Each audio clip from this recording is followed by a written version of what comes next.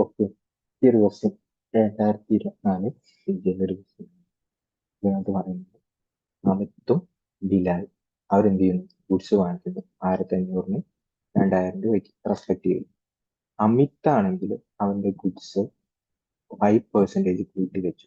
ബിലാലാണെങ്കിൽ 2% കൂട്ടി വെക്കുന്നുണ്ട്, എന്നിട്ട് ഒരു ഡിസ്കൗണ്ട് ആയിട്ട് 5% കൊടുക്കുന്നുണ്ട്. രണ്ടുപേർക്കും സെയിം പ്രോഫിറ്റ് ആണ് കിട്ടിയത്. അങ്ങനെയാണെങ്കിൽ വൈകിന്റെ വാല്യൂ ആണ്.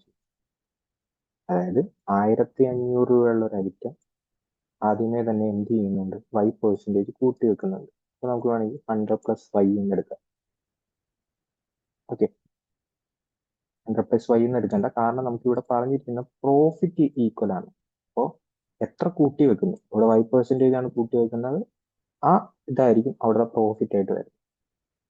ഈക്വൽ ടു രണ്ടാമത്തെ കേസിൽ 2y കൂട്ടി വെക്കുന്നുണ്ട്, എന്നിട്ട് y കുറയ്ക്കുന്നുണ്ട്. അപ്പൊ നമുക്ക് x+y by plus X minus X Y by 100 എന്ന് പറഞ്ഞ് ഇത് യൂസ് ചെയ്യാം. കാരണം ഒരെണ്ണം കൂട്ടുകയും നെറ്റ് പെർസെൻറ്റേജ് കണ്ടുപിടിക്കാനായിട്ട് ഒരു ഫോർമുല യൂസ് ചെയ്യാം, x+y/x/y/100.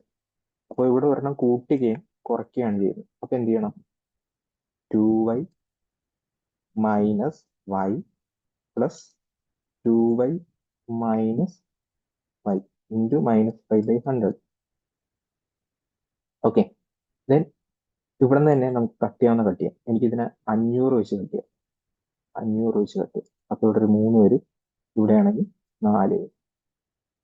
ഓക്കെ, ഇനി ചെയ്യുമ്പോൾ 3y അങ്ങനെ തന്നെ ഇരിക്കട്ടെ. പെർസെൻറ്റേജ് ആയതുകൊണ്ട് അത് എഴുതിയില്ലെങ്കിലും കുഴപ്പമില്ല.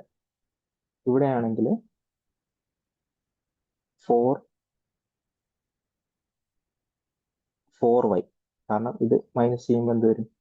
y എന്ന് പറഞ്ഞു വരും.